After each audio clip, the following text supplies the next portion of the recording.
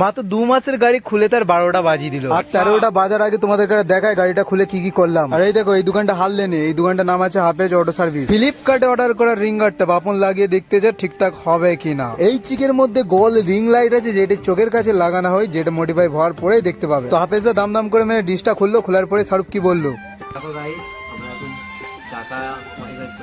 রিঙ্গারটা সামনের চাকায় সেটিং না হওয়ায় একটু ঘষে নিল। তো তোমরা যদি কেউ এই দোকানের সাথে যোগাযোগ করতে চাও তাহলে এই নাম্বার দেওয়া রইলো, কন্ট্যাক্ট করে নিও। তারপর ভাইরে গাড়িটা কিনি হিটপিন্ডারে সব খুলে নিল, তাই জন্য আমার মনেতেও ব্যথা লাগতেছিল। তো গাড়িটার সামনে মার্কেটগুলো খোলা আছে আর গোল রিং লাইট গুলি লাগানোর কারণে। তারপর দোকানদারকে বললাম ব্যাটারি দিয়ে একবার লাইটটা জ্বালিয়ে দেখি দাও। তো এবারে দেখবো আমরা গাড়িটার ফিনিশিংটা কেমন হলো। Let's go.